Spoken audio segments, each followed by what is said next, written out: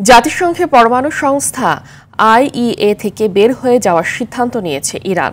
দেশটির পার্লামেন্টের পর সুপ্রিম কাউন্সিলও এর অনুমোদন দিয়েছে। এদিকে আন্তর্জাতিক পরিদর্শকদের পরমাণু প্রকল্পে প্রবেশে বাধা দিলে ইরানে নতুন সংকট তৈরির সতর্কতা জারি করেছে আন্তর্জাতিক আণবিক সংস্থা। রাশিয়াও চাইছে সংস্থাটির সঙ্গে সহযোগিতা বজায় রাখুক ইরান। বিস্তারিত বিনিয়ামিনের রিপোর্টে।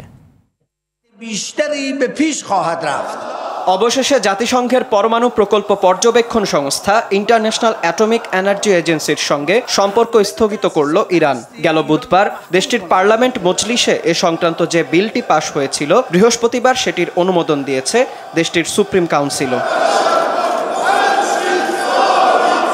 গেল 13 জুন ইরানের পারমাণবিক কর্মসূচিকে হুমকির দোহাই দিয়ে রাজধানী তেহরান সহ বিভিন্ন শহরে বিমান হামলা চালায় ইসরায়েল। এরপর হামলা চালায় মার্কিন যুক্তরাষ্ট্র।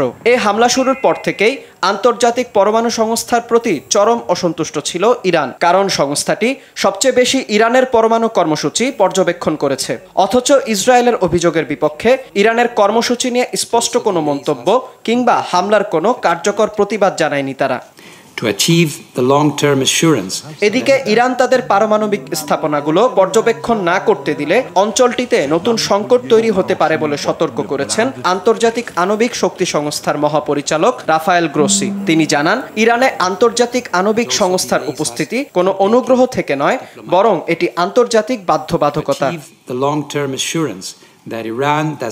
তবে ইরান একতরফাভাবে সহযোগিতা স্থগিত করলে নতুন সংঘাতের হুমকি দেন সংস্থাটির মহাপরিচালক। সংস্থাটি থেকে বের হয়ে পরমাণু প্রকল্প পরিদর্শনে বাধা দিলে তেহরান আন্তর্জাতিক আইনের বিরুদ্ধে চলে যাবে বলে সতর্ক করেন তিনি। ইরান যেন আণবিক সংস্থার সঙ্গে আগের মতোই সহযোগিতা অব্যাহত রাখে, এমন প্রত্যাশা ব্যক্ত করেছেন রুশ পররাষ্ট্রমন্ত্রী সের্গেই ল্যাভরভ। পরমাণু অস্ত্র তৈরিতে তেহরানের অনাগ্রহ বিশ্বের সামনে তুলে ধরতে সংস্থাটির সঙ্গে সহযোগিতা বজায় রাখা উচিত বলেও মন্তব্য তার। বিনিয়ামিন, RTV।